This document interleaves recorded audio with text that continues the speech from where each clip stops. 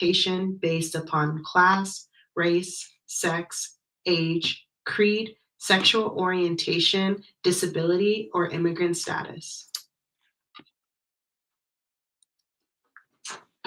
Give me some of that jabba jive, man. Come.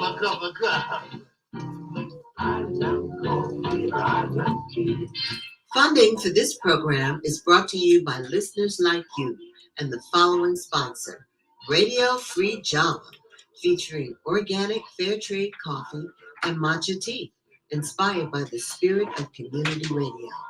More information at wrfg.org. A portion of the proceeds helps support WRFG, your station for progressive information and hand-picked quality music. Slice of onion and a raw one. Raw one. Waiter, percolator.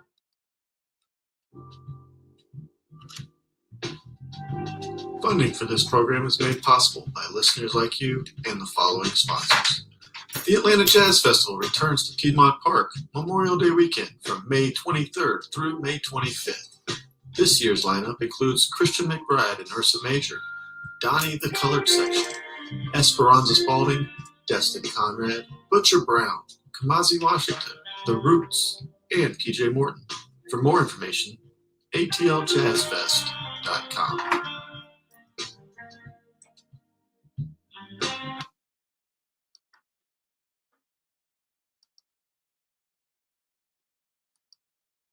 WRFG operates on the frequency of 89.3 megahertz as authorized by the Federal Communications Commission. Opinions expressed on WRFG do not necessarily represent the opinions of Radio Free Georgia Broadcasting, Inc., its staff, or volunteers. This program contains language and/or information which may be strong for some listeners. Portions of this program are pre-recorded. Discretion is advised.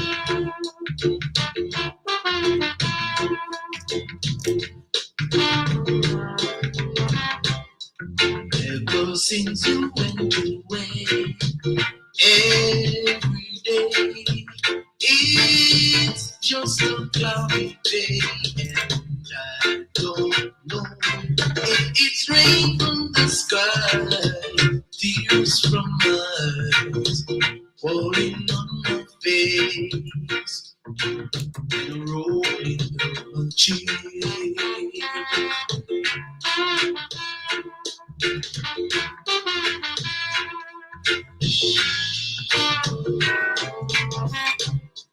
Hurry back and bring the sun. Let me be your one and only one. Be just one piece. Stop the rain from the skies. It's from my eyes falling on my face and rolling on my cheek. All I know is I love you, and if I live forever, I'll be loving you still. You will always be just everything to me, so hurry back and bring the sun. Let me be you one and only one. Just one kiss of the rain from the skies.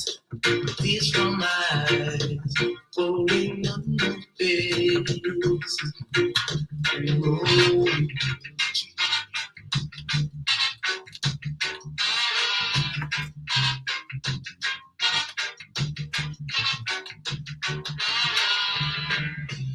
Just take these chains away and set me free. Remove me out of bondage and till I agree.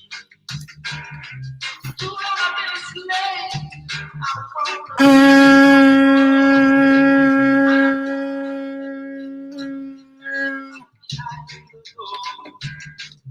I wanna help myself be an independent man.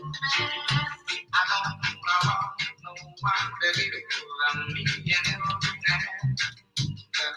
Whether you're black, whether you are white, I don't wanna give a damn. I just wanna be all around.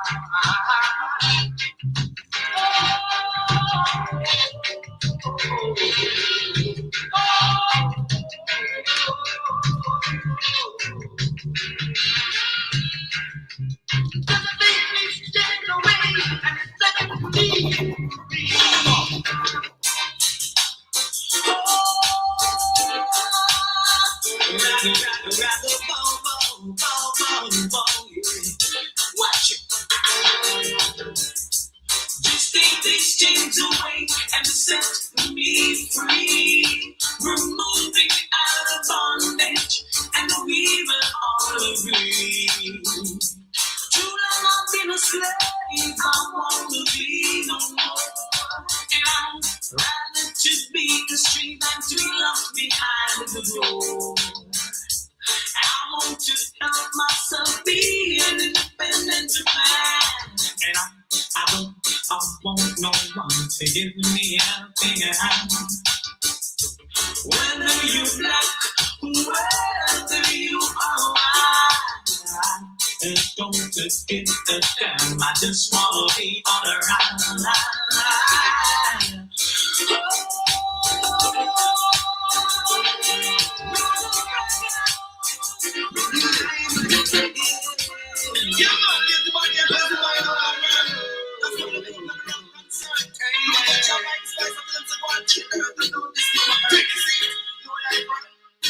Don't you ever feel the streets?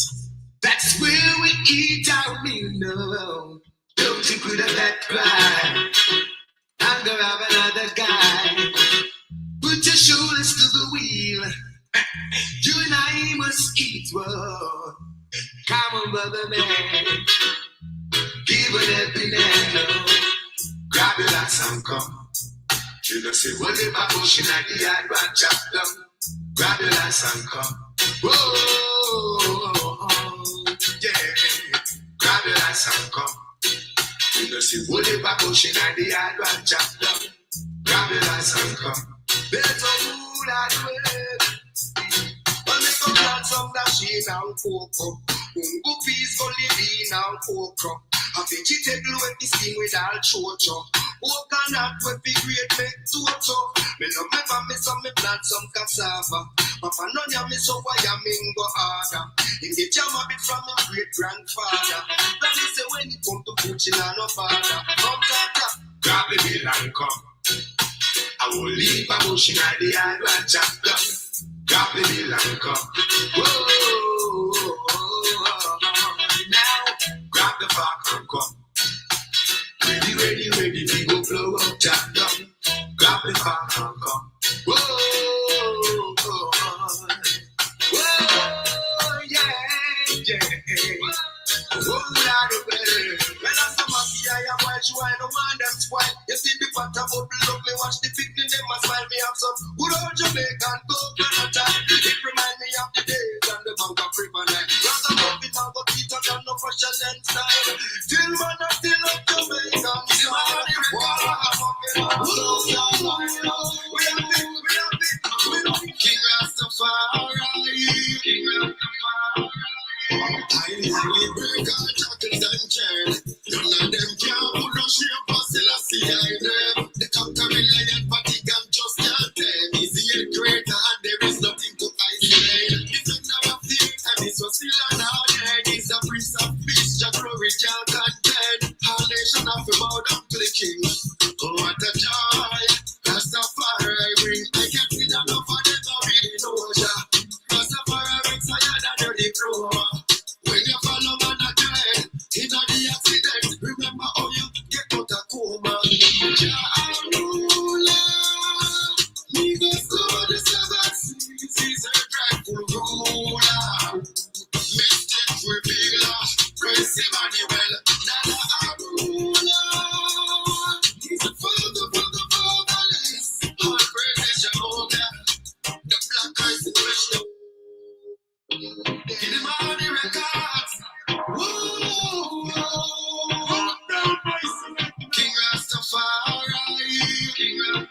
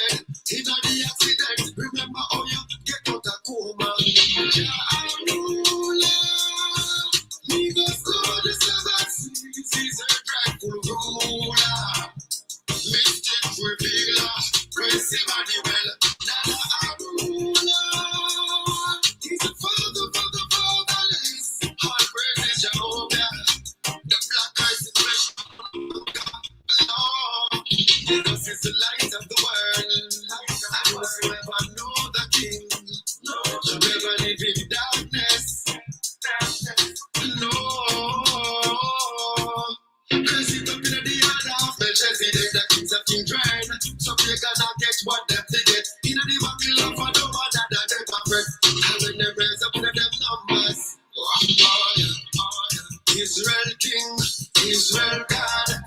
I a chant for the black man God. Your white God can't save me.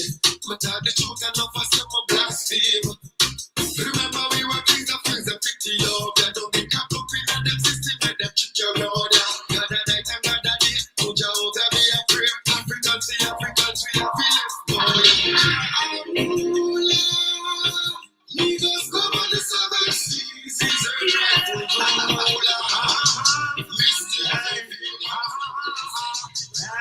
hey, blood. Hey.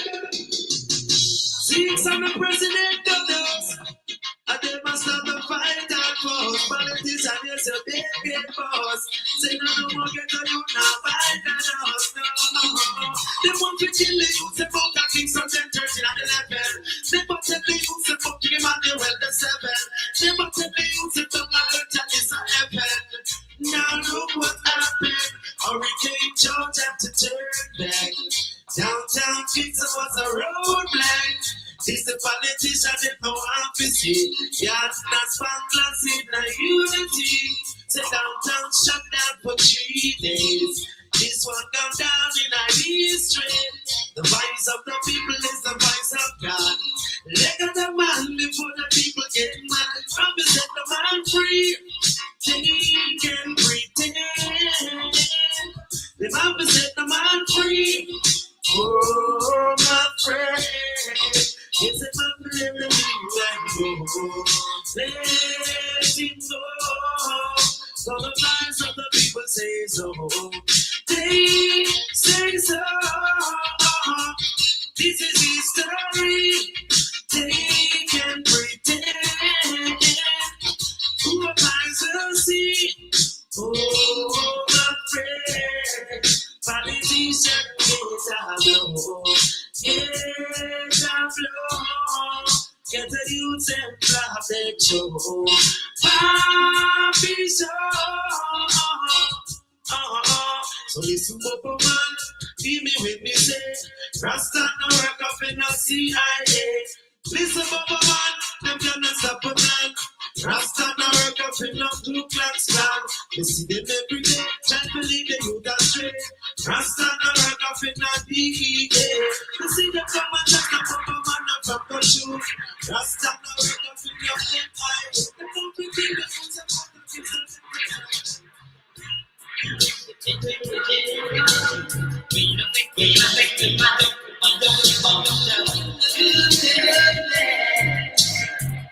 Africans make the reason of a thing. Light is better than the night.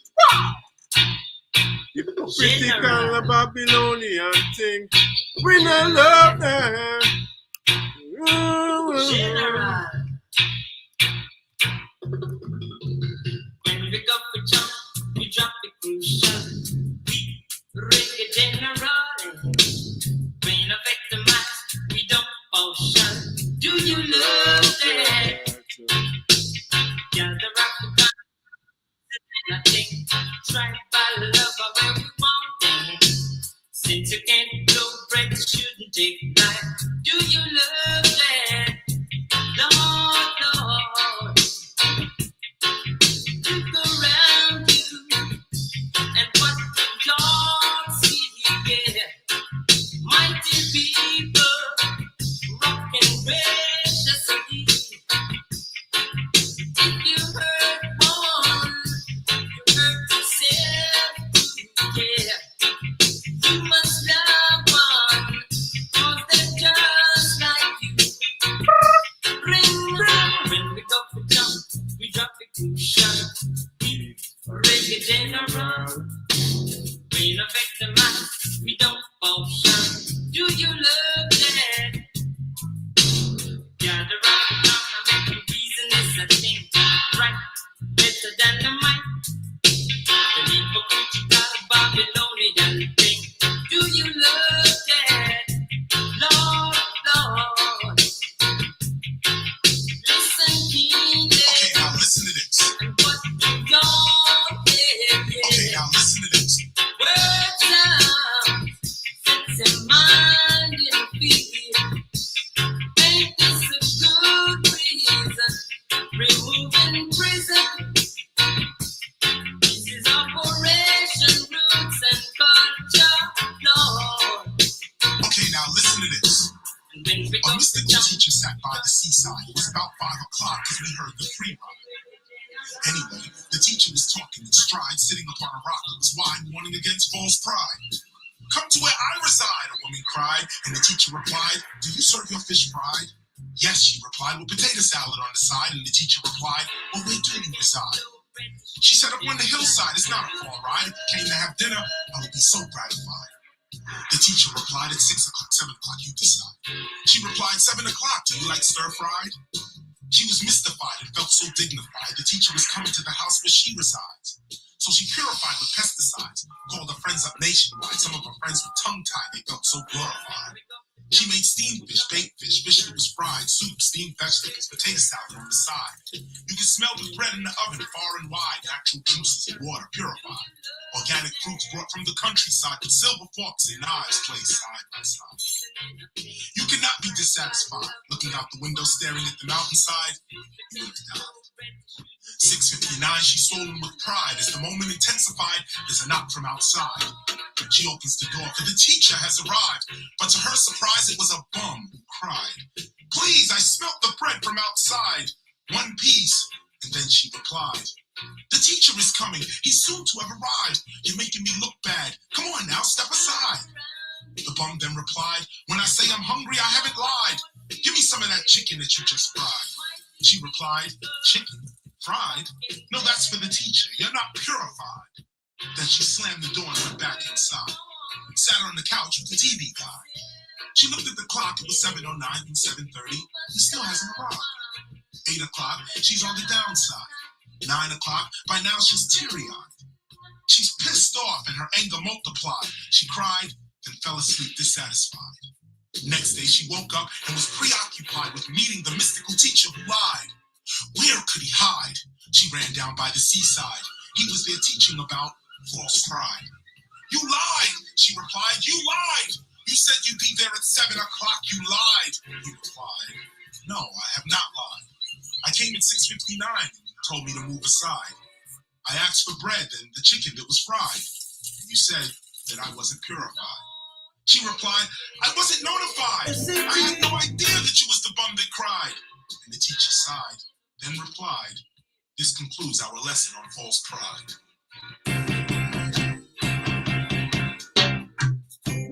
Stiff-necked fool,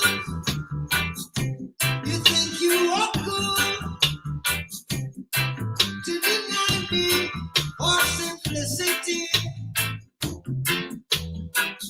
You said, Yes, you are gone. she replied, I wasn't notified. I had no idea that you was the bum that cried. The teacher sighed, then replied, this concludes our lesson on false pride. Stiff-necked fool, you think you are good to deny me or simplicity. Yes, you are gone for so long with your love for vanity now. Yes, you have got the wrong interpretation, mixed up with vain imagination. So take the sun and the moon and the rain and the stars and forever, yes, erase your fantasy.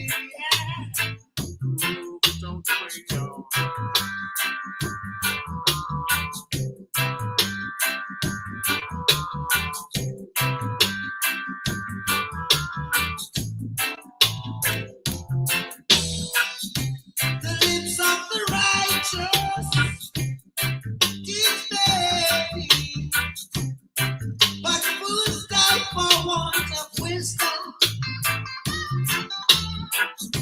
The instant great disease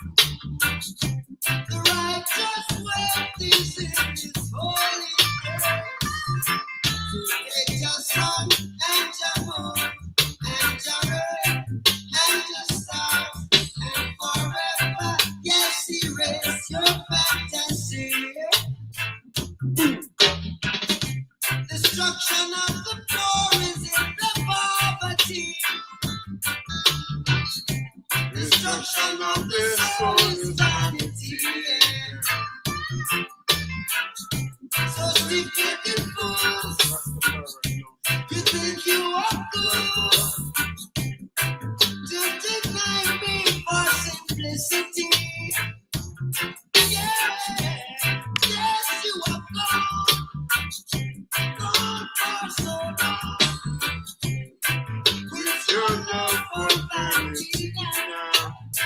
Oh yeah.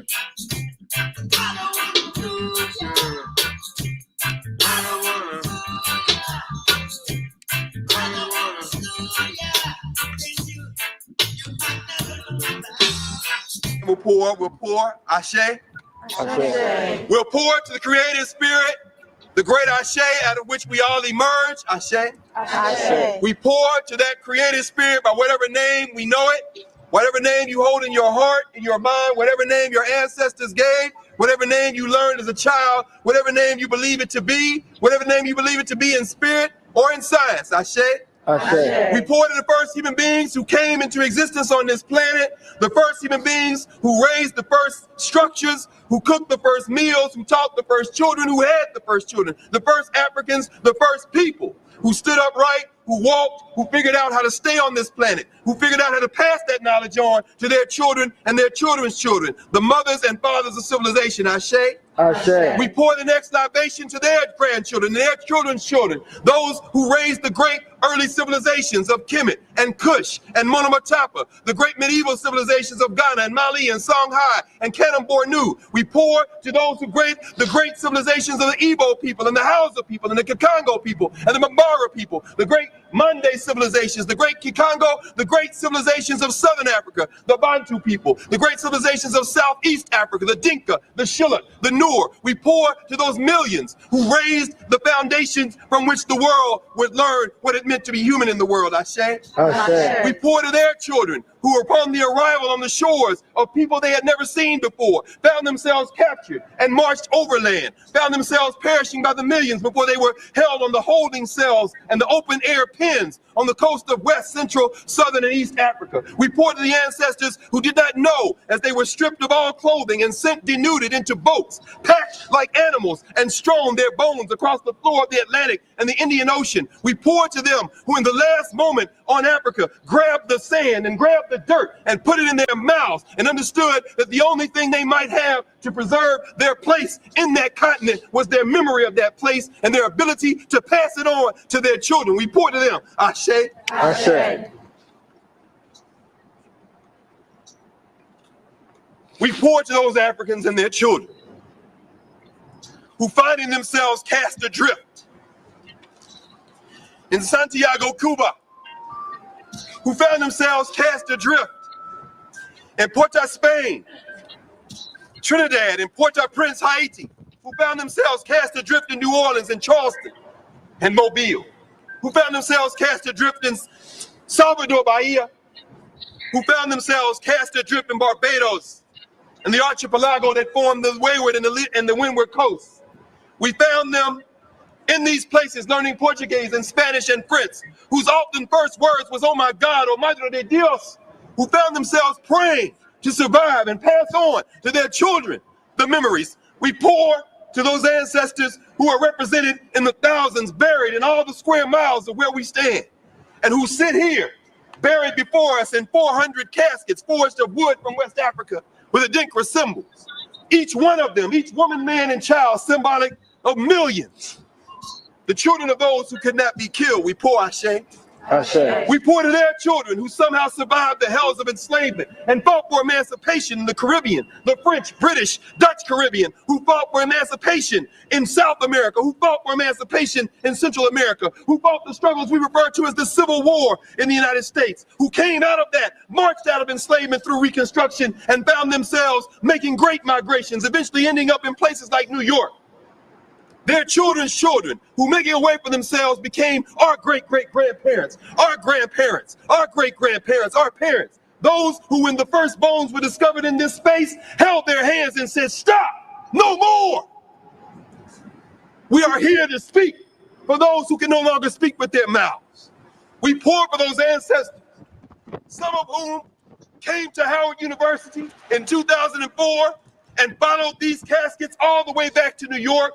We pray to the great ancestors, the ones whose names we know and the ones whose names we don't. And at this moment, as we pour this libation, I would ask anyone who feels comfortable to say the name of someone in your bloodline who is no longer physically here, but who you know made it possible for you to be here. Go ahead, let's hear the names. Haywood Carr, Porter Griffin, Steve Jr., Evelyn Glover. We pour to the names that we hold collectively. Ganga Zumba in Brazil. Toussaint Louverture, Jean-Jacques Dessalines, and Henri Christophe in Haiti. We pour to the great Avengers, Nanny of the Maroons of Jamaica.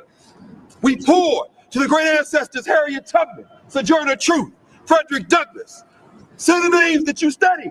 Who are the names of the ancestors that you have come to hold in your heart and your mind as you hope that you can do what they did for us, for your children and children's children? Let's say some of those famous names. Malcolm X, Lou Hamer, John Henry Clark, John G. Jackson, Jacob Carruthers. And finally, two final libations. We pour to those who make it possible for us to do what we do. We pour to these rangers who stand guardian over this sacred space. We pour to these Africans and these folks who have come from Howard University, the staff, the faculty, the administrators who brought us here today to bear witness. This is not a libation, but an affirmation, because their hearts still beat, their tongues still speak, their minds still think, and their minds still wish the best for us. We pour for all of those people who surrounded us on this journey today and made it possible for us to be here. We pour this affirmation of thanks, Ashe. Ashe. And finally, we pour to your children's children's children who will one day stand on this space and speak your name. Ashe. Ashe.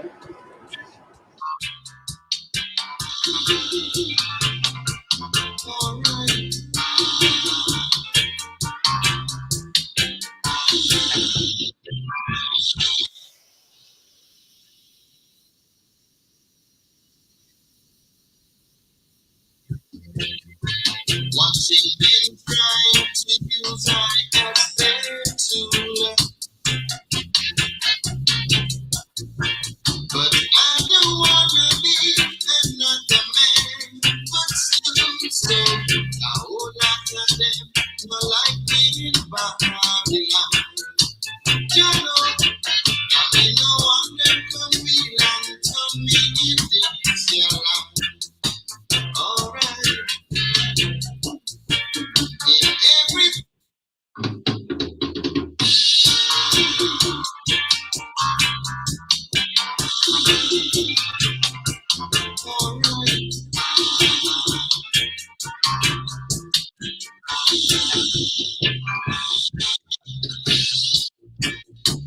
I'm just playing it cool.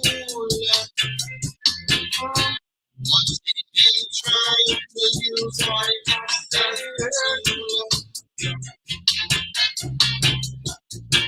but I don't wanna be another man. But still, so a whole lot of them no like being Babylon. You know, I know one them can be and turn me in this your life. Alright. In everything that I try, I don't know why. It's all because so I just say shalom. Be careful what I swallow. Cause a whole lot of them no like being Babylon. Shalom. You know I'm them come real and turn me in this your life. Alright.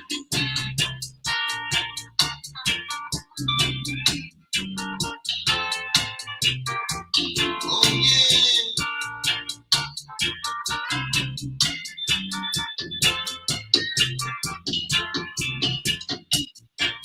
In everything that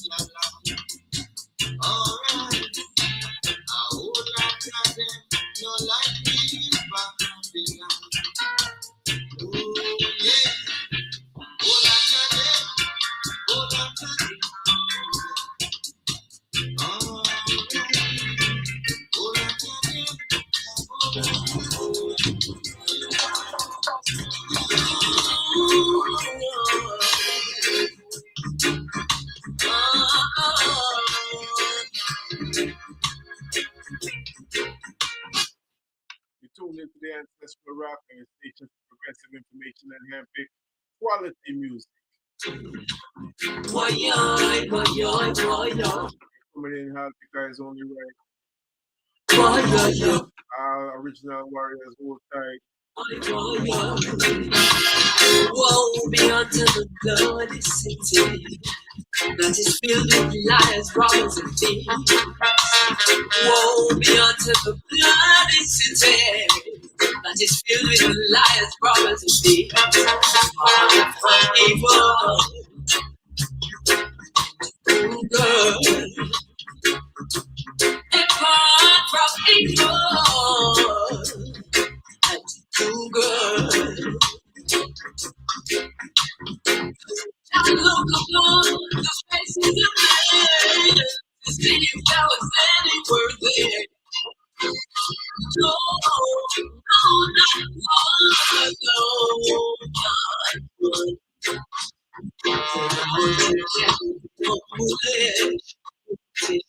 didn't accept the wisdom of Jah Most High.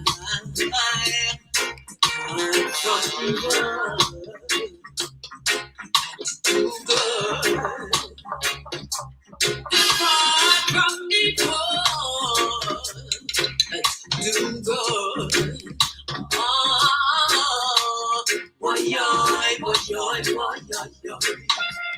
Why,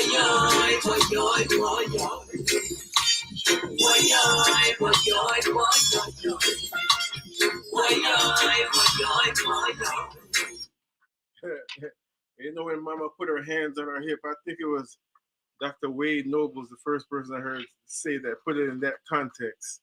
Or Dr. Charles, for one of them, when a black woman put their hands on their hips. Of course, we all know intrinsically what that means. But when he took it back to ancient Kemet and ancient Africa in general, and the square, the compass, the reflection of justice, the manifestation of justice, tool, a measuring tool of justice. So you know when you hear Mama talk, it's a serious thing. John 9, doing over a Dennis Brown classic, original tune called Bloody City. You know we can't play one and don't play the other original stuff. We have a special guest waiting in the wings. oh yeah, yeah. We give thanks for the musical instruction.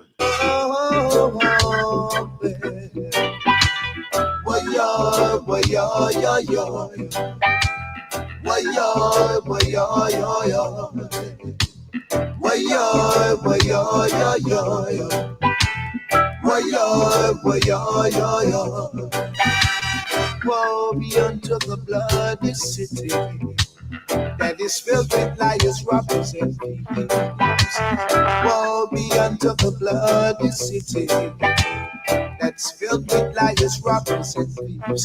Depart from evil and do good. Depart from evil and do good. Yeah. Just look upon the faces of men to see if there was anywhere there. No, not one. No, not one. We all together become foolish and foolish. Didn't accept the wisdom of Jah Most High. Depart from evil and do good. Depart from evil, yes, and do good.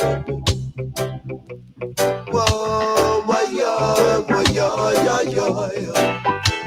Why, yo, why, yo, yo, yo. Why, yo,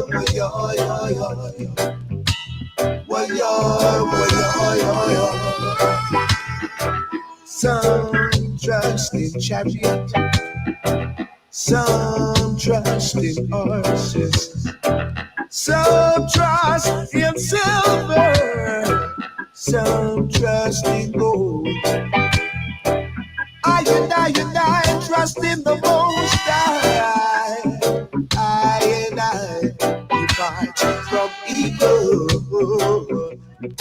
and do good. Dennis Emmanuel Brown said, "Depart from evil Depart from evil and do good." and do good. Yes. So it's called Bloody City. We thanks for your joining us today on the Ancestral Rock, minutes in all the various ways. Those now tuning in, of course, on the terrestrial radio 89.3 FM. 53 years of power, 53 years of unfiltered information, inspirational information, not just talk things, you know what I mean? Meaningful, beneficial knowledge, and progressive music the same way. And we're grateful to continue that legacy. We stand on the shoulders of giants, and we're here today to continue that stand, because the thing about it is we're the only reason that they existed, to perpetuate life, to give us the opportunity to continue that seed, that ancient seed. And so just as, if a tree is not watered, eventually it's going to be wiltering away. And we're seeing a lot of wiltering going on in the world, in many ways. And the beautiful thing about all that, just even as Dennis Brown painted that picture, is that just like we have dis-ease, we're never left without medicine. Nature don't work so, We're never left without the ability to heal.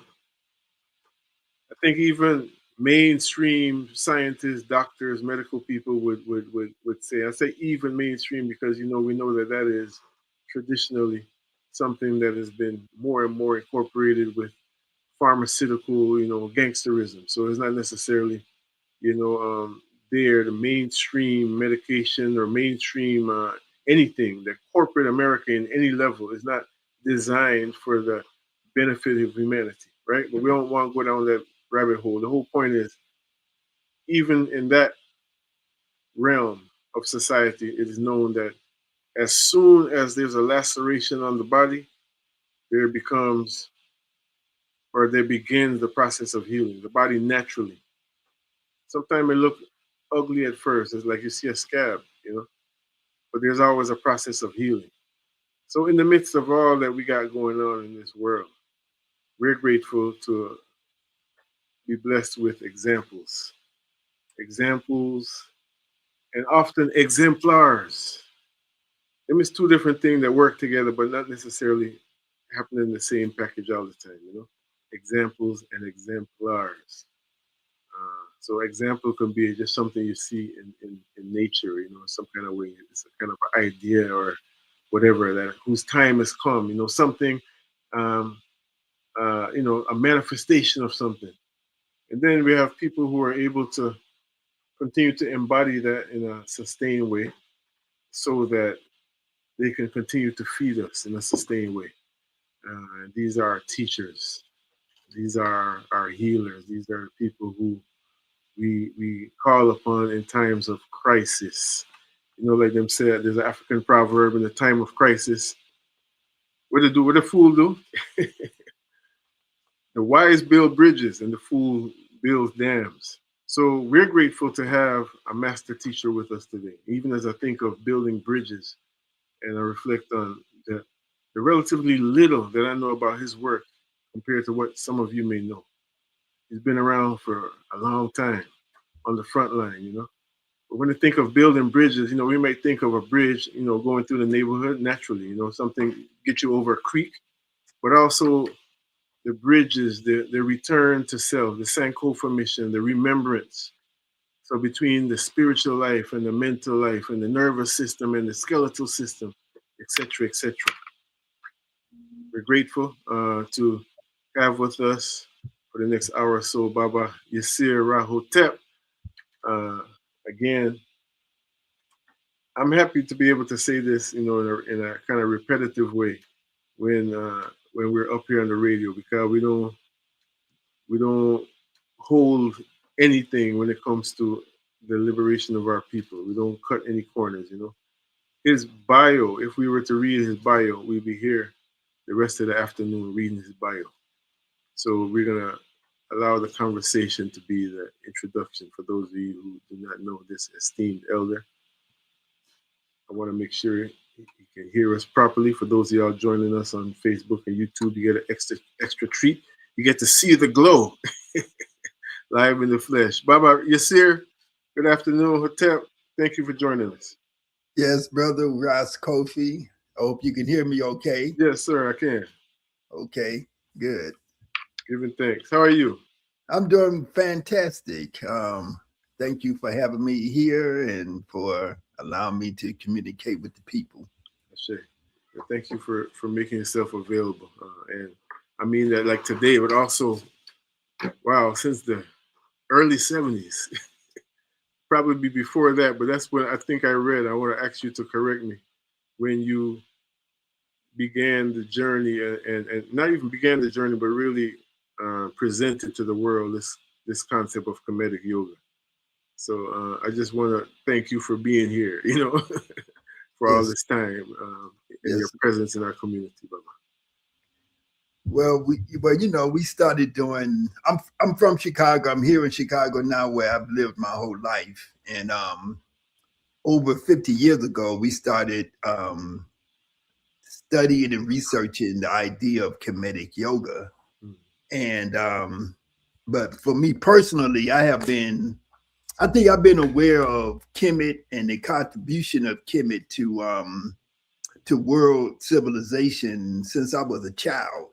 Because I started watching things on TV way back in the day when I would watch public television. I would watch programs about ancient Egypt and about archaeology and about science and things like that. So I think I've always been aware, and so my awareness of ancient Kemet and my awareness of Africa just sort of evolved to the point that when I got into my early 20s, which was in the mid 1970s, I was introduced to yoga. I became aware of yoga, and and so since I had already started reading books by Joseph Ben Jochanan and John G. Jackson and other scholars, J.A. Rogers, and so on and so forth, I was already, very much, deep into our history and our culture. And so when I got introduced to yoga, it only made sense that African people probably had a hand in the development of yoga, and that yoga has to have had an African origin as well. When we look at the martial arts, when we look at all the different parts of civilization, writing, mathematics, science, medicine, all of those things have their origins in Africa, and the earliest manifestation of those things were in Africa. So we can make the conclusion that the earliest manifestation of things like yoga was in Africa, that the people in Africa were not immune to the idea of sitting down and being still and closing their eyes and contemplating and breathing and meditating and then moving their body into different positions and stuff to benefit the well-being of the body and the well-being of the mind. So these are just logical conclusions that you come to create a hypothesis, and then you start to add on the the practical understanding of how these things were done and how they existed in the past and how they exist now, and so, there's a logical pathway to Kemetic yoga. See. Baba Yirser Ra Hotep is with us. You mentioned something earlier that I want to ask you to indulge me for a minute, just to ask some really basic questions that it may be argued that some people can Google the answer, but we got, we can hear it from the source. Some basic questions. We have a lot of important information to cover today, so I want to start at the beginning and then maybe invite us to kind of jump into the now time. What does your name mean? I don't think I ever had the opportunity to ask you that question. I was reading it yesterday, and I didn't even notice all these years that there was a Y-I-R-S-E-R. I always thought it was Y-I-S-E-R, and it just that question came to me last night. What does your name mean, Baba? Well, my name is very different than the Arabic. Like you hear people named Yasser, like Yasser Arafat, who was head of the Palestinian Liberation Army, Liberation Organization, PLO. But my name is Yirser, and Yirser is a variation or one way of saying the word Asar. Okay, so everybody knows Asar, A-S-A-R, A-U-S-A-R. And when I first decided to change my name to an African name, I went through some evolution, but I got to the point where I decided I wanted to call myself by a Kemetic name. And so my knowledge of the language was a little bit more limited. So I used a Greek pronunciation of Asar. I use Osiris or Osiris. Okay. And then when I started to study with my Medu Necher or my ancient Kemetic language instructor, whose name was Dr. Jacob Carruthers, when I was a graduate student at the Center for Inner City Studies in Chicago, he said your name should be pronounced Yirser. And but because he was a master of the language, he said that the way people are writing Asar, A-U-S-A-R and stuff like that, he said that his interpretation of the word Asar is Y-I-R-S-E-R, and it's pronounced Yirser. Okay. And so I took on that name because it means to be reborn. Okay. And so Asar or Yirser is the ideal, the concept of rebirth and resurrection. And I took on that name as my first name because of the fact that I felt that I came into a knowledge that allowed me to resurrect myself. I was reborn, going away from drugs and alcohol and going away from eating animal flesh and going away from doing a lot of stuff that I was doing in my previous life. I felt like I had been reborn. And so the name Yirser is a metaphor for the idea that you have made a transition from one life into the next life. Okay? And so this is a metaphor really for what Black people go through. Black people, we all go through these different transitions.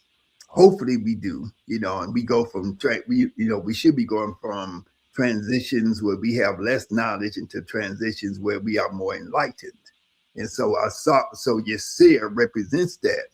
Ra Hotep, Ra represents the life force and the energy from the sun. So as a Black man, I am connected to the sun. I'm connected to the melanin producing aspects of the sun, And Hotep, I took on the name Hotep because it's a very simple word, Hotep. It's like being named Smith or Jones in English, right?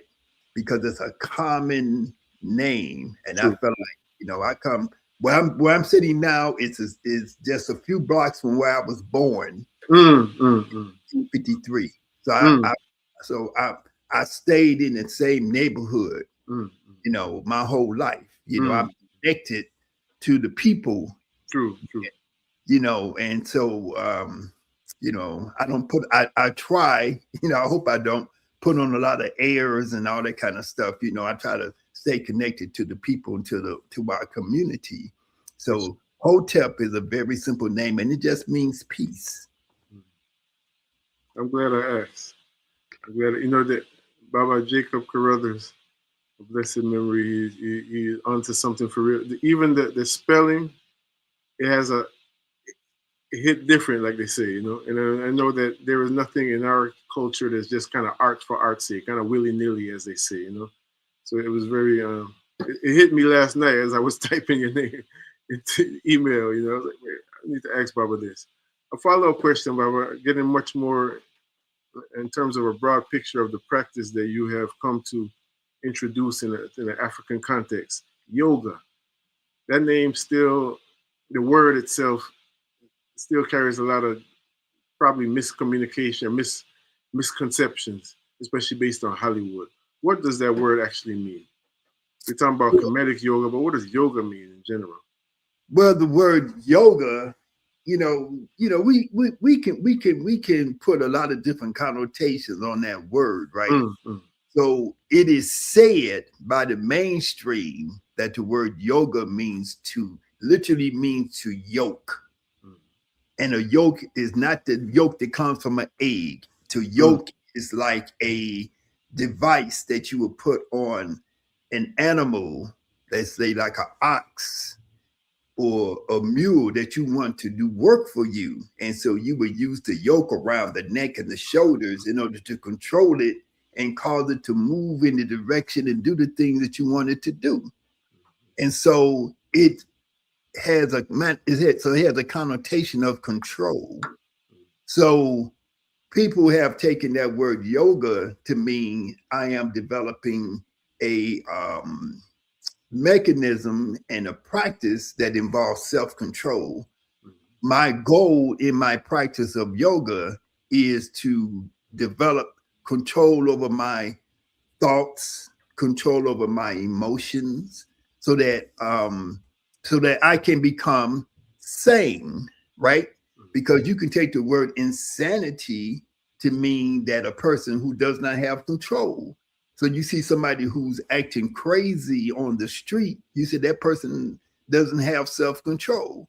So your goal in your practice of yoga is to use the practices, the meditation, the movements, the postures, the breathing, the concentration techniques to give you greater control over your thoughts, greater control over your emotions, and also get control over your body so you don't put stuff, so you get control of your thoughts and emotions so that you disengage yourself from the addictive qualities that, as you spoke of earlier in your introduction, in this culture that we live in, many things are based upon addiction.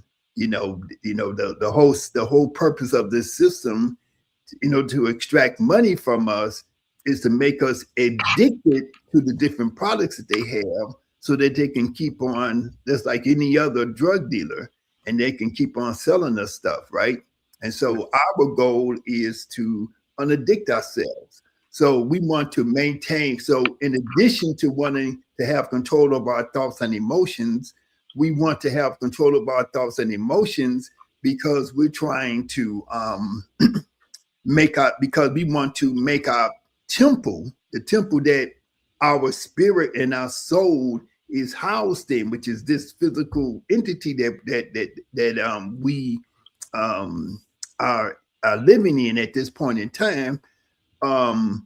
We are trying to maintain it at the highest level, not just to be existing, but to maintain at the highest level of existence. True. So therefore we do movements and we do postures and things, right? And so that's what the word yoga means. That's what the word yoga encompasses. Now, some people say, "Oh, the word yoga is an Indian word." Mm. Well, you know, India. What is India and what is Africa? Mm. So you go to Questions that need answers. if you go to Africa and then you go a little bit over to the east, you know, from North Africa or East Africa, you be in India. Mm. And so the people of India, the original people of India who developed and was practicing the original forms of yoga that was done in India, those people were Black. Mm. And those people had migrated from East Africa into the subcontinent of India. Okay. Now you can go from Nigeria to Ghana. You can go from Ghana to South Africa. You can go from Tanzania to Kenya, and people are speaking different languages, right? Yes, sir. But they're all legitimate African languages. Indeed. So I'm not saying that the language that they spoke in India is African, but they were Black people in India. Absolutely. We know of the Indus Kush Mountains and all of that. I mean, it was all part of Ethiopia at one point. Yes, yeah. So it's all part of the same thing. So I don't have a big issue with saying the word yoga, because sometimes Yes, true.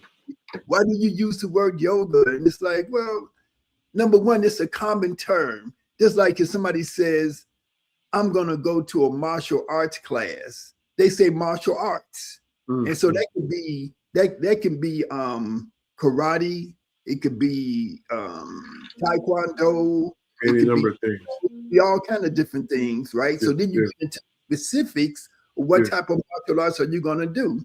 So you had the African martial arts. Some people use the word kupigani and gumi when they talk about African martial arts that was developed by Brother Talona and Master Talona and people like that. You know, so but we still use the word martial arts. Nobody gets upset because you're using it. And we speak English. Right. Right. It's funny that you bring up that dimension of it, because I was even thinking of that per se, and I appreciate you bringing clarity to that. I was just thinking of even where I want to go next is, as I say, coming into the present time. Yoga has a kind of connotation as being airy, abstract, kind of extracurricular, off to the left somewhere when you got some extra time on your hands after dealing with real life, And what I am very inspired by your work and the work of your colleagues, your peers, and your students. Your daughter Iakia is a great teacher right here in Atlanta for many years. My sister. Just thinking of asking you straight up, help us to understand. You kind of did in your introduction. I want to unpack it a little bit more. When you talked about mental health and spiritual health and emotional health and physical health, what are the practical benefits, some of the practical benefits, the everyday benefits in the midst of, I ain't got to tell you, the world we're living in.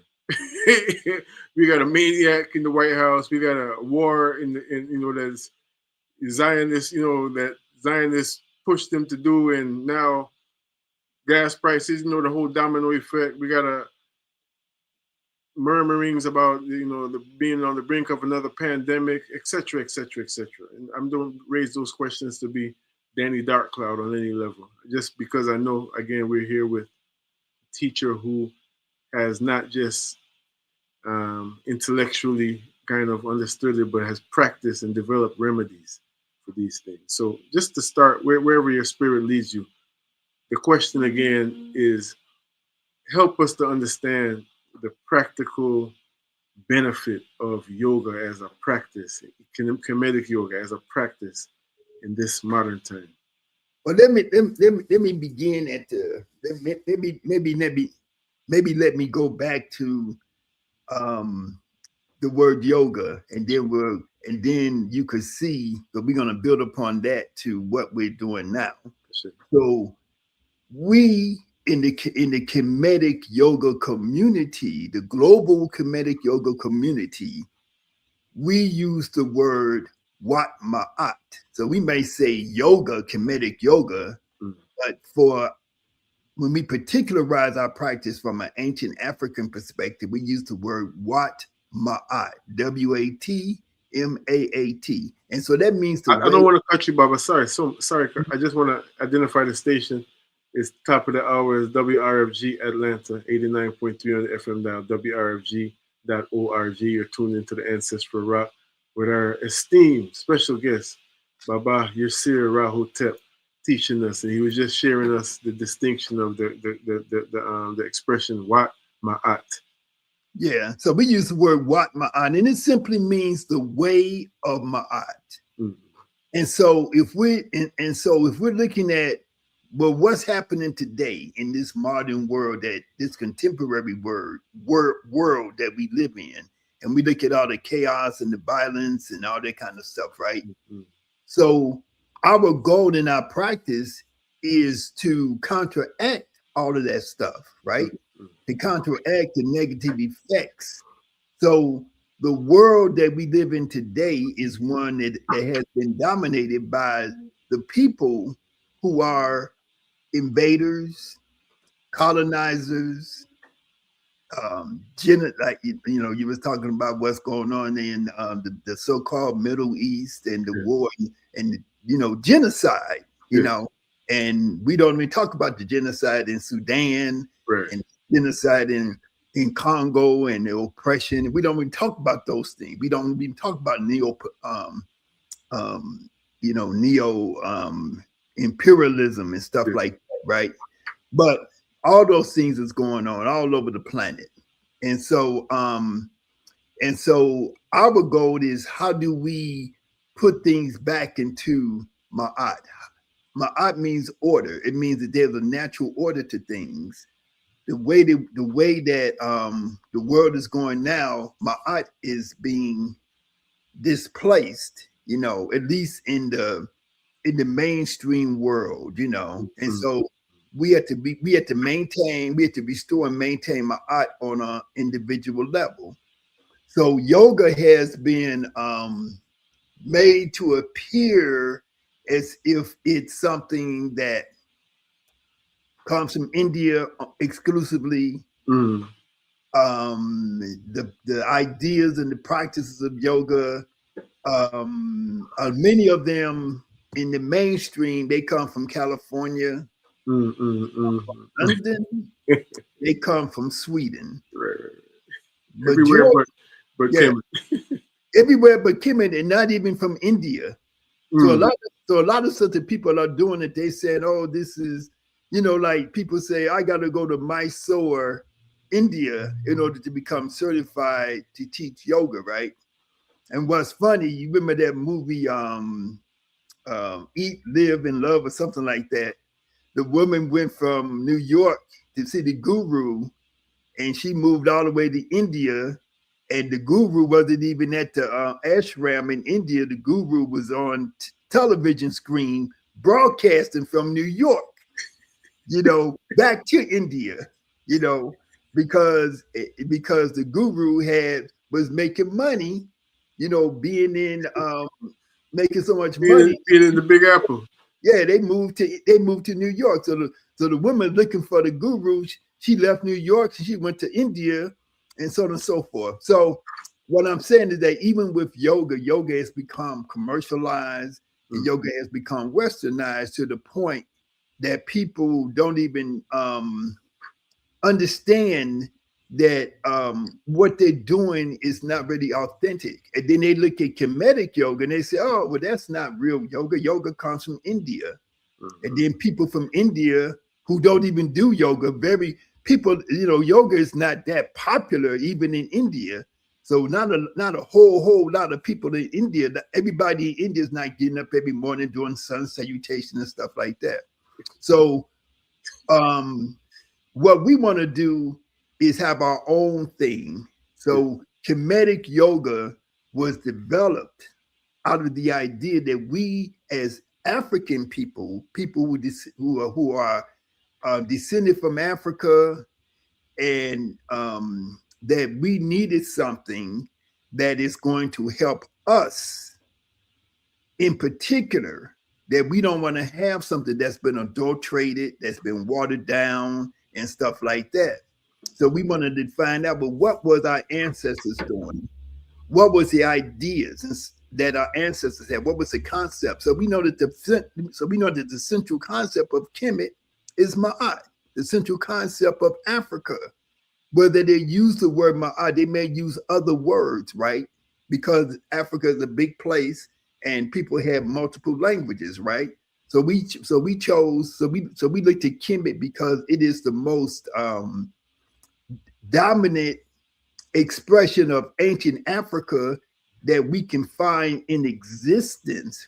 So even when we say Kemetic and we focus on ancient Kemet, we're not saying that this was the only civilization in ancient Africa. There were civilizations long before Kemet. But because they built so much stuff in stone and because you can so easily and readily go and see it, then we sort of gravitate towards that. And it was the discovery of the civilization of ancient Egypt or Kemet that stimulated a lot of the research and stimulated a lot of the ideas that we have about the ancient world now and about metaphysics and so on and so forth. And so we're using Kemetic yoga as a means of health, well-being, and developing our mental faculties. Because, like I was saying before about the word insanity, the less control you have over your thoughts and your emotions, the more on the spectrum of mental health you are moving more towards insanity. Indeed. You know? Indeed. It makes perfect sense. It's 10 minutes after the hour of 3. You're tuned into the Ancestral Rock, speaking with Baba Yirser Ra Hotep of yogaskills.com and comedicyogaskills.com. That's another website. It's the same website. Okay. You can say yoga. You can say Kemetic Yoga Skills. Indeed, and he'll be coming to Atlanta soon enough. You know, this is festival time around us, and not just festival in the sense of big outdoor gatherings in the park and everything. Of course, Malcolm X Festival is next strong. Always looking forward to that. But just gathering time, and that's always appropriate. The phone number up here is 404-523-8989, 404-523-8989. So what I'm hearing you say, Baba, in essence is Ma'at, and those principles which comprise the fullness of Ma'at. If we're living in that, if we're achieving that, then there's no conversation about war in Northeast Africa, so-called Middle East, and corruption in the highest places in America, etc., etc. It's kind of like two things can't occupy the same space at the same time, if I'm hearing you correctly. So for those who say like, well, that's easier said than done. Getting from, I even when I study your expression on the social media, it's very obvious that you have put in years and years and years of work. When you look at people like Bob Marley, they take Bob Marley for granted, because he was just he reached to such mastery of his craft. But the people who were really close to him, that knew him, they said, well, it's no wonder he reached like that, because his work ethic was off the chain, So I'm asking, help us dig a little deeper in terms of maybe some of the best practices that you share, that you've experienced in your life, and even what you'll be sharing, in Atlanta when you come. Some of those, I hate to say the bullet points, but we're in 2026. Some people's mind is understands that, some of those pillars of a healthy house. Well, we're going to be coming to Atlanta on June 12th, 13th, and 14th. Sure. And we're going to do a 3-day workshop called Alchemy of Kemetic Yoga. And the word alchemy refers to the idea of transformation, in the sense of transforming from one form to a higher form, you know, of existence. And so alchemy of kinetic yoga is how do we utilize yoga as a tool for our own personal transformation. So it's not going to be, well, do this to stretch your thigh or to stretch your back or to get a flatter stomach and stuff like that. It's going to be based upon how do I change myself on a mental and a spiritual level, right? And so and also on a health level. And so we're going to focus on number one, what is the science of breathing? Okay. A lot of times people think of breathing as just being inhale and exhale, you know, and you breathe without even thinking about it, right? So you're always breathing, right? But breathing is the most important thing that we do, because if you stop breathing for 5 minutes, you'll be dead, right? So most of us do not understand the benefits of controlled deep breathing for our physical health and for our mental and spiritual evolution, right? And so breathing is extremely important. Breathing, controlled deep breathing is essential. And even when you look at the ancient Kemetic creation story, creation didn't take place. The creation of the world and the sky and the cosmos did not take place until that creative process was instituted by Shu. And Shu is the idea or the concept of the breath. Okay. And I'm seeing you putting to the website that's me and Queen of Fool. We're going to be doing a trip to Brazil together, October 15th to October 26th. I'm looking. You need somebody to carry your bags? Yeah, man, you can come on and we put you to use. We could work out something, Yeah. So so we do a lot of stuff like that. And so in this alchemy of kinetic yoga and all the ways that we practice yoga, it's all about transformation. It's all about changing. It's all about becoming a new person. And how can I elevate myself to a higher level of existence? So most of us most people have habits that they need to change, and so alchemy kinetic yoga is about how do I change? How do I get rid of the bad things that I may have a hard time with my self-control and making myself do the things that that I need to do, right? So we're gonna give you the path. We're gonna give you the wisdom and the knowledge of our ancestors, right? Which is going to help to give you the tools to achieve those things, right? And so this is what alchemy of kinetic yoga is. So you want to be transformed.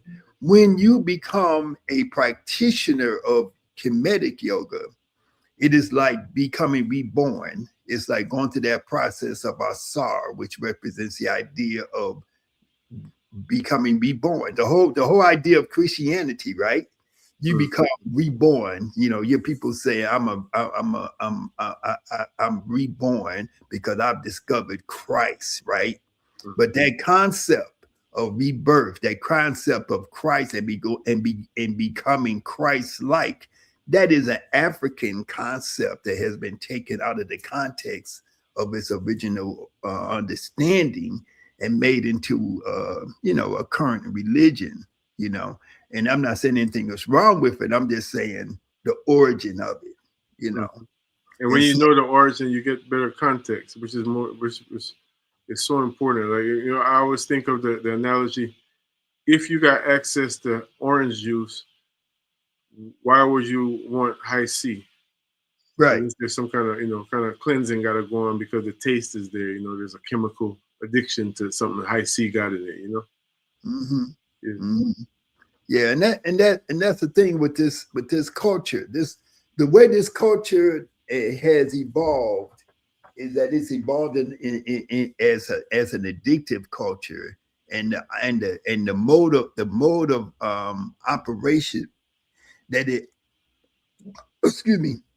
that it operates on is by addiction, making people become addicted. So we become addicted to, like, say, these screens that we look at all the time. We become addicted to the food. We become addicted to a lot of things, and the alcohol, some of the very powerful, substances that people like to use it on a daily basis. The ingredients in food are addictive. Food for the most part are drugs masquerading as food. Somebody wrote a book called Drugs Masquerading as Food, right? And so food is so addictive that they're designed to I'm talking about processed foods. They're addictive. Yes. They're designed to cause the brain to become addictive. So when we do alchemic kinetic yoga, we are learning all those different ideas, all those different principles, and we're learning counter measures. How can I change, my addiction? How can I get myself focused? How can I enhance my creativity? So for example, when people take the workshop, that's some of the things that they report back, like, oh, my creativity has increased. My ability to think of myself beyond just my job and my current social situation has changed. Now I can think beyond that. And when people travel with us to go to Brazil, to go to Kemet, to go to Ghana, to go to Jamaica and places like that we go to, and they can immerse themselves for like 10 days in a process, they come back totally transformed. I can imagine. Speaking with Baba Yirser Ra Hotep of yogaskills.com, coming to Atlanta soon. We're going to take a very short break, Baba, before we let you go. I want to come back and ask you two related questions. One is, we often say that it's all about the youth, and we understand that. I'm sure that what you're working on now is you're thinking about your children's children. I still would like to hear what you see as an elder who has come around the block a few times. What do you see in the unfolding world, just generally speaking, the world looking like, our world looking like, 5, 10, 15, 20 years from now? And even more importantly, also, I wonder if you have any examples from your personal life that you can share of having experienced community. Going back to a broader meaning of yoga, having experienced community in a way that feels like truly like you're in another world. Oftentimes people think about that or speak about those things. They think you're just talking about ancient history that we can never touch or relate to. My spirit led me to ask you that question, so I'm looking forward to hear what you have to share on the other side of this break. 404-523-8989 is our number. 404-523-8989. On board with Baba Jegna, Master Teacher Yirser Ra Hotep. We're going to take a very short musical break and tap back in with you.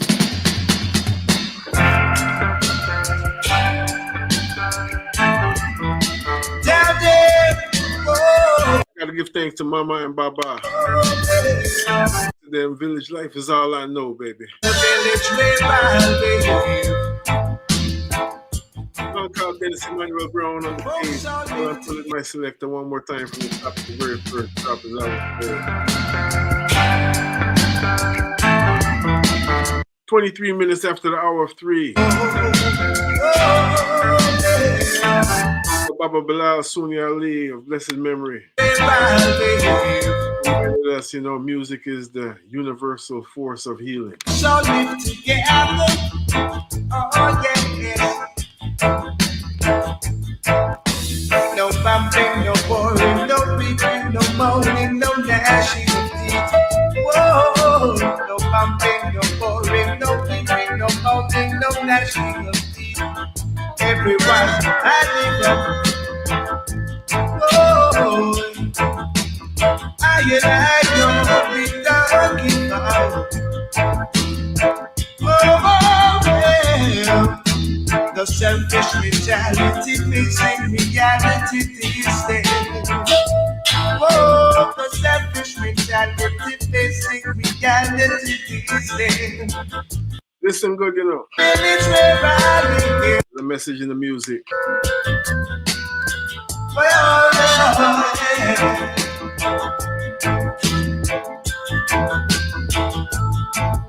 Oh, boy. No bumping, no boring.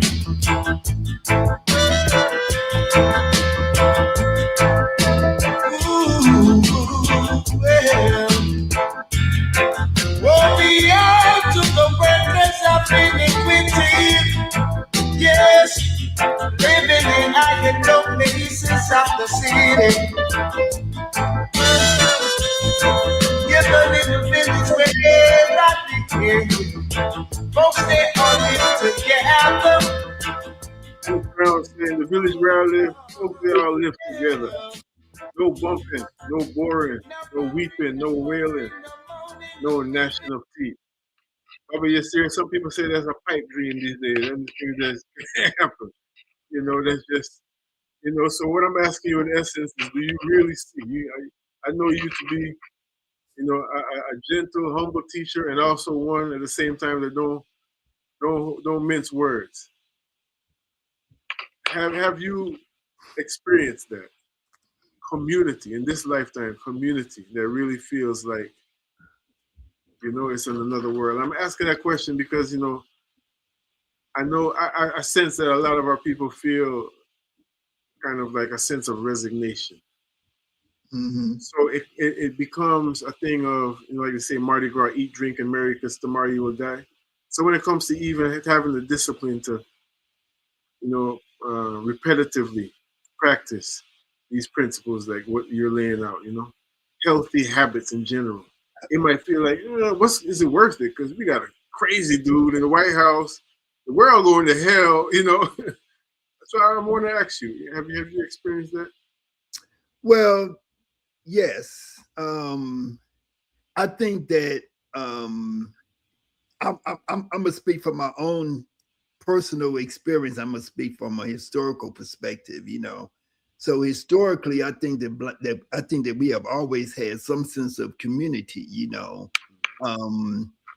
The reason that we exist now, that we have been able to survive all of the different trauma and the different attempts that have been made against us to not only enslave us, but to re-enslave us and to break us down, is because we have a sense of, number one, we have a sense of ourselves as Black people who are connected to the Creator, and you may have that through whatever religion that you may belong to, but that internal sense of your connectedness to the divine is what moves us forward. And then our connection to ourselves, our connection to each other, all of this is ma'at. So having that sense of connection to others is important. So we have always had that to some degree. That's what has helped us to survive. On a personal level, I remember back in the 70s, I remember that in Chicago, and the Black community in general, back in the 60s and the 70s, it seemed like we were moved with a single purpose. We was able to accept the fact, okay, this person over here, is a criminal, is a drug dealer. This person over here is a politician. This person over here is a preacher. This person over here works at the post office. This person over here is a lawyer. But we had a sense that we all work together for a commonality, you know. And so even though a person may be different than me, I'm not going to I'm going to see that person has a role that they're carrying out. So it seems like today we put such stark significance on the differences. Oh, you don't believe exactly what I believe, so therefore I don't like you. I'm not gonna support you. You know, I feel like I'm gonna support somebody just because they have this, but at the same time, I'm gonna hold them to a certain standard that of expectation, you know. So you don't have to be exactly like me.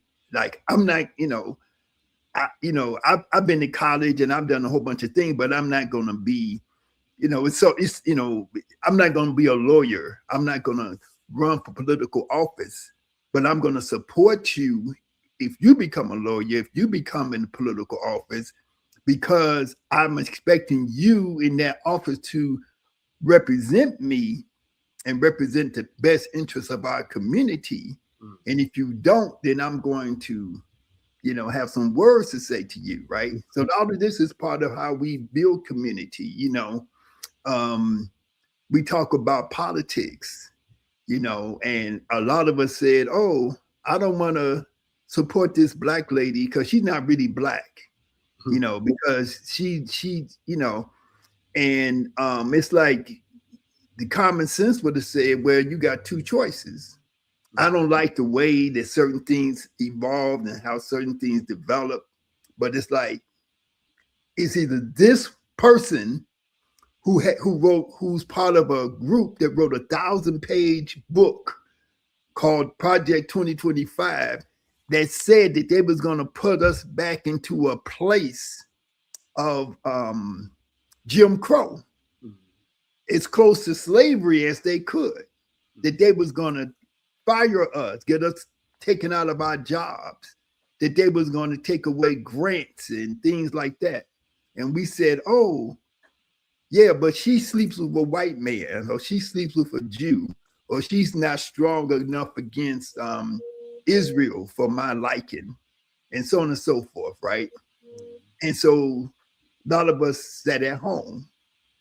And it used to be that we, like in Chicago, we wanted to, we had white mayors all the time.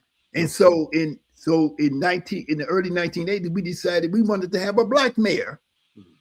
So we went and we found a black man named Harold Washington. We said, we like the way that you handle yourself. He was already a congressman. We said, we want you to run for mayor. And he told us, well, I want you to get this many people to register to vote, and I want you to raise this much money for a campaign. And if you fulfill those things, then I would run for mayor, and I would represent you, and I would fight for you, right? So we had a community. We had people like Conrad World, who was a Black nationalist community activist. We had people in the business community, right? And who raised money for him, because they would, they wasn't people who you necessarily would like all the things about them, but we all worked together as a community of people for a common goal. And we elected our first black mayor, and he fought for us, even to the point where he passed away prematurely. But we created the model of what you need to do. But that model had been in existence for a long time, because we've always had a tradition where even in Reconstruction, we put black people into power, through voting and through electoral politics. And so what people think is that, oh, if you vote, oh, that means that you believe in America. I don't believe in this bull crap that they call America. I don't believe in the American dream, but I believe in using a tool that's at my disposal for whatever it may have. It has a limited example. Yeah, for expedience. Yeah, I'm not gonna stop eating right. I'm not gonna stop doing yoga. I'm not gonna stop traveling internationally and developing international connections and making deals and doing this and doing that because I voted. I'm gonna vote because it enhances my ability to have a certain person and a certain policy in place that I can then do all the other stuff I'm trying to do. Right? So if it costs 3 times more for me to catch an airplane because the food is in the White House, that's a no-brainer. Yeah. How can I travel to Africa? How can I do the things I'm trying to do if you got all this chaos,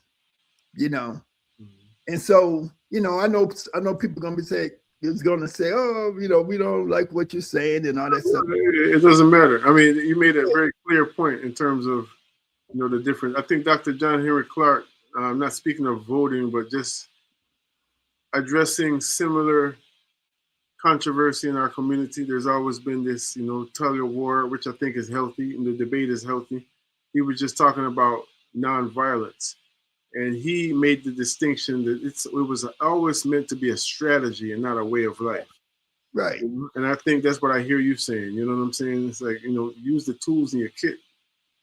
Use the tools in your kit if you're in the midst. Right. That leads us to where, I wanted to, as we close, Baba, thank you so much for your time today. Mm-hmm. Just in terms of the world that we see, that you see emerging, and give us the best case scenario when all is said and done. Where do you feel? I'm not asking you to look into your crystal ball. I'm just asking you to, based on your experience, experience teach wisdom. What are the trends telling you that where we're going as a community? Well, I'm gonna go back, even in the darkest time, which it looks dark in a lot of ways. In a lot of ways, it is dark. But we're gonna come out of this. This is not going to be something that's going to last. We always have a resiliency. We're gonna do the things that we need to do in order to perpetuate ourselves and in order to move ourselves up to a higher level.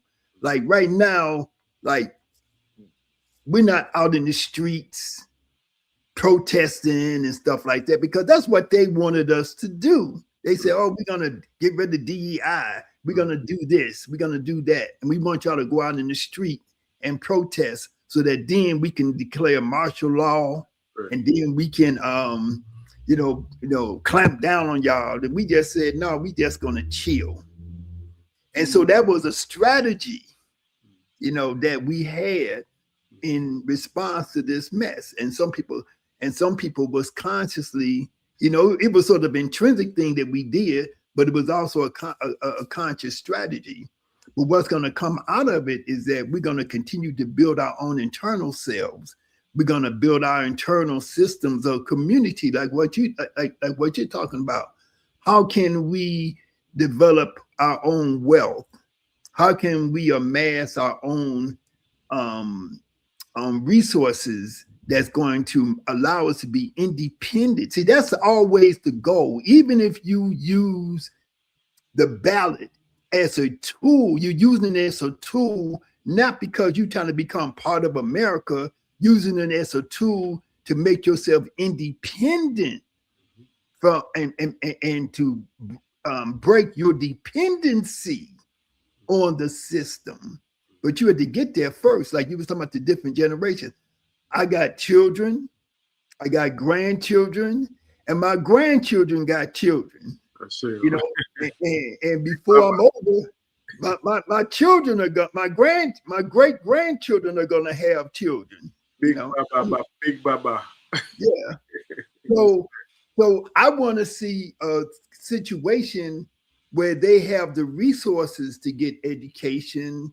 They have the resources to get, to get the things. I don't want to see a government vamping down on them. See, in 1969, the government came into Chicago and they killed Fred Hampton. When he was 19 years old or 21 years, he was very young, and they killed him. And if we had a black mayor, we had a different people in place, maybe that would not have happened. I cannot say for absolutely for sure, but the people that were who worked to assassinate him, for example, I'm using this example, they were put in place by the system of racism and white supremacy. So having people in place, that's why they firing so many of they fired the Library of the head of the Library of Congress, because why? They say, oh, they don't even understand what the Library of Congress is, but they talking about she's putting books in there they getting rid of books by Maya Angelou, so on and so forth. That's not Ho Chi Minh.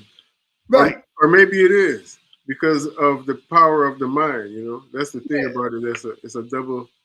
It's a double-edged sword. I know why the cage birds sing. They don't want to hear that story. True. They don't want to hear Ayikwe Ama. Right. And a lot of people who talk the loudest right now, they don't even know who Joseph Benjo Cannon was. They don't know who John Henry Clark was. I meet so many people who don't know the basic things that we used to know.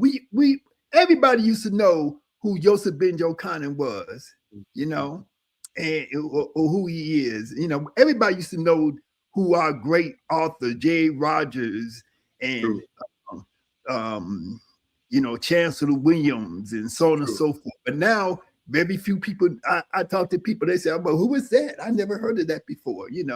And so we have a lot of work to do. But it's as long as the mind is fertile and wants to learn things and know things, then we have a chance. I see. Well, thank you for joining us today, Baba. And just for your example. I was led to seal up with that question about community because ultimately, I'm sure I don't know if y'all knew each other very well. Baba Naim Akbar, you talk about the community of self, and start with that. But then, and that's what your practice, what yoga helps to cultivate. Then ultimately, it has to be so we can manifest, the community in this world, in our villages again, in whatever way that must be. So, but let me say this real fast. We have in Kemetic Yoga, we have a global community. We have over 20,000 Kemetic Yoga certified Kemetic Yoga instructors who have affected millions of people all over the planet. So we have instructors all over Africa, all over North America, all over South America, in Asia, and so on and so forth, right? That's it. And so we are trying to build this community. And so we're not trying to be like, oh, you have to think exactly like this or be exactly like that, or so on and so forth. We accepting all types of Black folks into our community as long as you are trying to do the things that are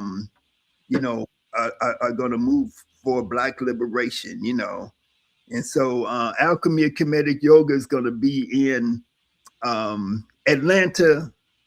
We're going to do a tour of the Carlos Museum at Emory. I think it's at Emory University on that Sunday. And we're going to do a tour of the ancient Egyptian exhibit. And we're going to be having a lecture on that Friday and a workshop on that Saturday. So a full weekend. And where can people get more information? Where can folks go to get information, tickets, sign up, all that kind of stuff? Any contact information you'd like to share? Okay, it's June 12th to the 14th. And I hope I didn't say the wrong date. June 4th to the 14th. and there's a link. My daughter is sending me stuff. There's a link. Just give us the website, and I'll type it in, and folks can hear you on the air. Okay, We're wrapping up with Baba Yirser Ra Hotep of yogaskills.com, founder of Comedic Yoga. Yeah. And if people want to register, they can call my daughter at 404 583 8350. 404-583-8350. Yeah. That's for the information, the alchemy of Comedic And Yoga. And we're going to have this up on our website, comedicyogaskills.com. And if you look on my Facebook page, there'll be a link there. If you look at my daughter Yabo Kia at her Facebook page, Instagram, and so on and so forth, there'll be a link there. Excellent. Okay. So there's the phone number, and I hope that people, sign up and register and become part of the community that's trying to really bring change to the world. It's happening. It's happening. We give thanks, Baba. Thank you for the example, for the years of teaching, and applied love, pouring your love upon your people. And we pray we have you for many, many more years. Sharing this beautiful space together. We're looking forward to seeing you when you get down to Atlanta. Yeah, I'm looking forward to it, and I want to hopefully meet your father. You said your father just made 101. Yes, sir. Yeah, you said Baba he probably listening right now. Yeah, hello, Baba. Well, greetings to him. Yeah. I like to see elders that's older than me. Because I'll be like, man, everybody my age and so many people passing away. So it's good to hear that your father is still doing good, and that he became a vegan at age 21, just like I did. So that's giving me some hope. Yes, sir. We're here, and we're going to keep on moving. Baba Yirser, thank you so much for joining us. More love to the family. And we look forward to seeing you again when you reach Atlanta. Okay, brother. Well, thank you. Hotep, all right. Hotep. Yes, family. This is WRFG Atlanta, 3:45 in the afternoon. Remembering the voice of Nana Carver, Saint Carver, as we call him. How far you go in life depends on your being tender with the young, compassionate with the aged, sympathetic with the striving, and tolerant of the weak and strong, because someday in your life you will have been all of those. You will hear our word to the wise should be sufficient. Now hear music.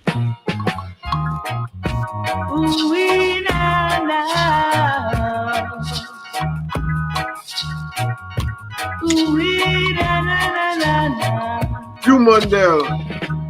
Girl of my complexion. Yes, I'll put it my selector. It's at the end of the day, like the yin and the yang, light and the dark. Girl of my complexion, are you going my direction? Reaching out to our lovers in the park, as I would say. Sensation. Are you feeling alright, girl? I wanna stay with you tonight, girl. Yeah. Until the morning light, girl. Oh. Forward to the gate and cooperate. Tonight I'll make it exciting and great. Are you feeling alright, girl? I wanna stay with you tonight, girl. Oh, until the morning light, girl.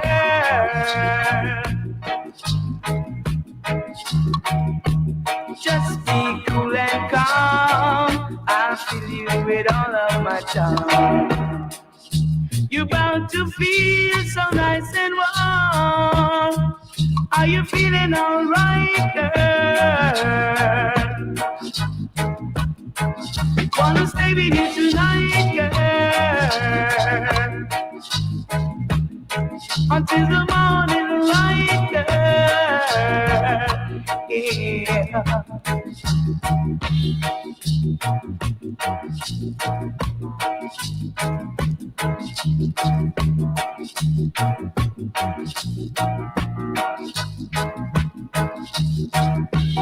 Girl of my complexion, are you going my direction?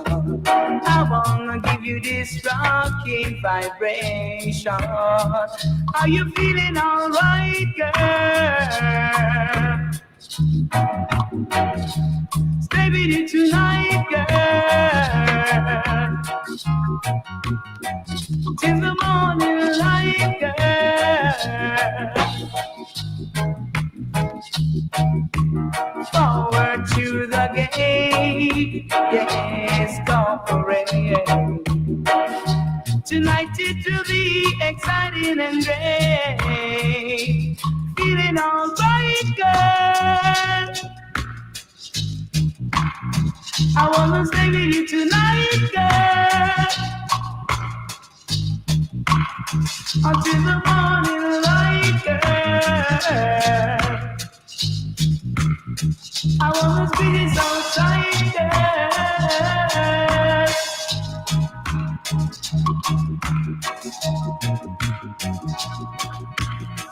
girl. Human we give thanks for the rubber dub, the drum and the bass. Big sounds coming from Human Dub, who was martyred at a very young age. Musical disc off, Feeling Alright Girl, coming from 1979 as we're moving forward. This one going out to our African teacher. As we had Baba Yirser on today, I thinking about one of my first teacher in Atlanta. And not just in Atlanta, like it's a localized thing, because what he has shared with us, so many of us, it permeates the stratosphere. We ain't just talking about Mother Earth. Hail up, Bongo Isef.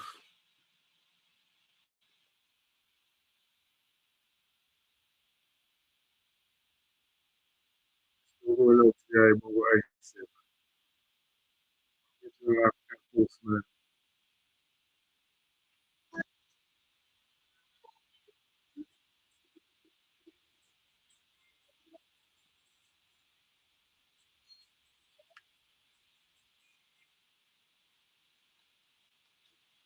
From the heavens, we hear great voices.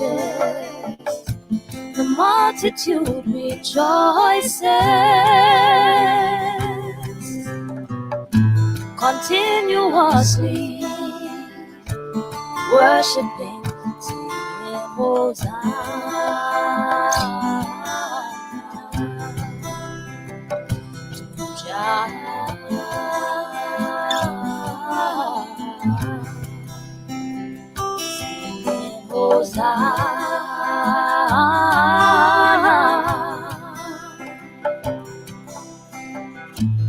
in the ghetto, we face the struggle.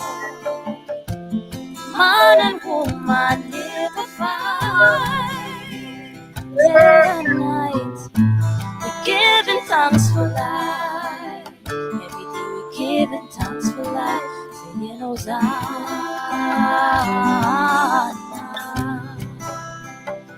to Jah.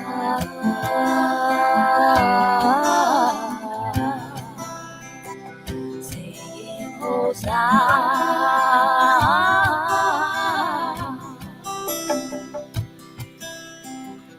We shall be exalted among the heathen, shall be exalted upon the earth. Jah throne it has been set, beginning of the beginningless. Hosanna.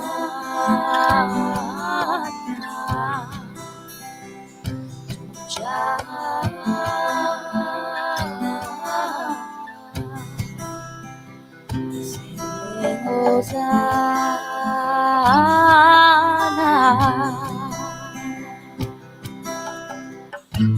standing up high, diligently. Some kneeling down on bended knee, staying focused, meditating, praying Hosanna.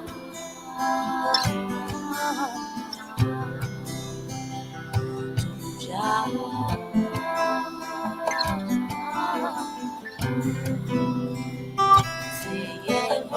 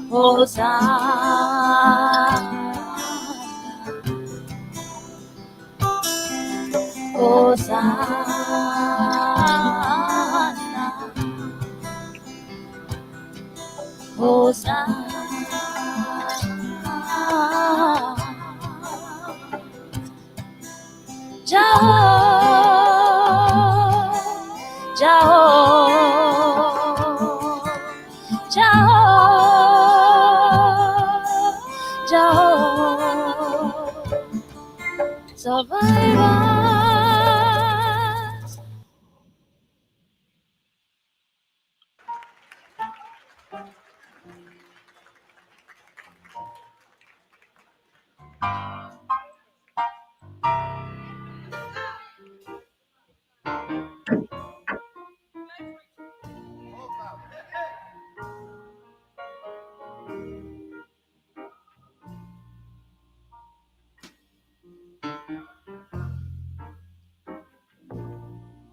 Be not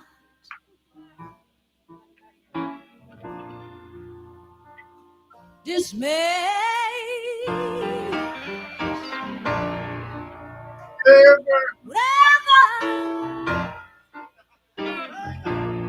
Whatever betide, God will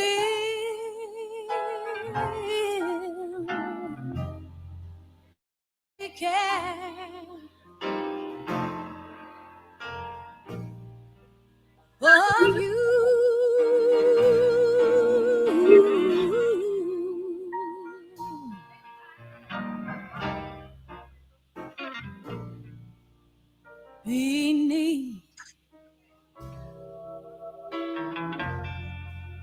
Beneath his wing,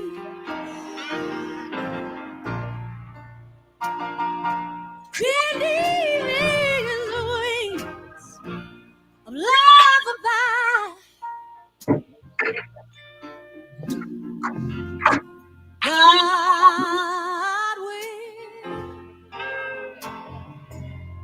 God will take care. He'll take care of you. I know He will.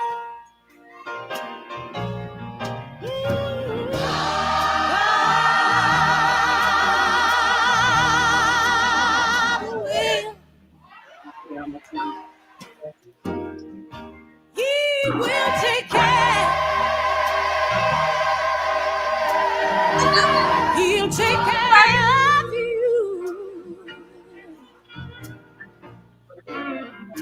through every day. Yes, He will.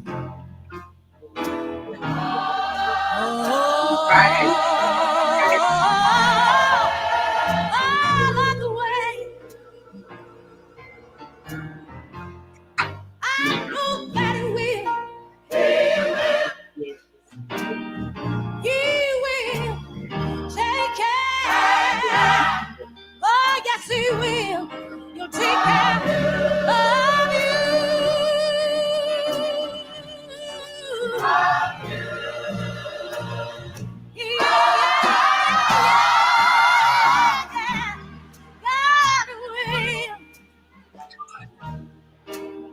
God will take care. I know that He will. Ooh, He will take care. The Lord will take care of you. I heard that.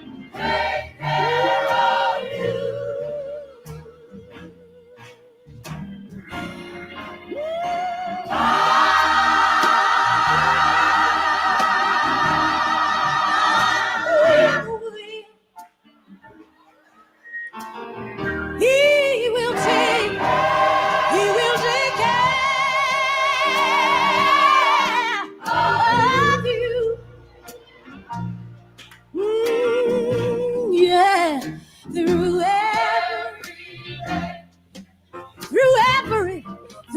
every day. Oh yes, He will. He'll take care of you. All way. I know for myself that He will. He will take care. Oh yes, He will. He'll take care of you.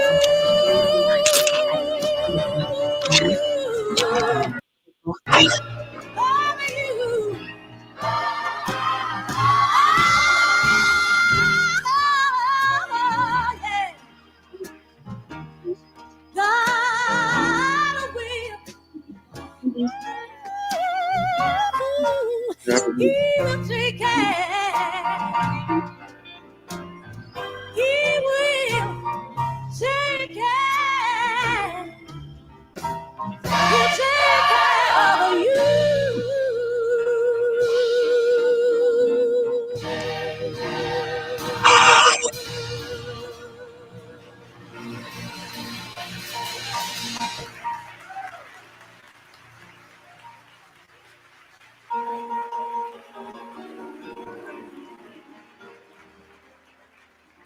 Those of you that know He'll take care of you, let me hear you say yeah. Say it again. Say it again. You know, over in the sanctified church, when they begin to feel like this, all the saints get together and they join in a little praise. Can I get you to help me say it one time? Yeah!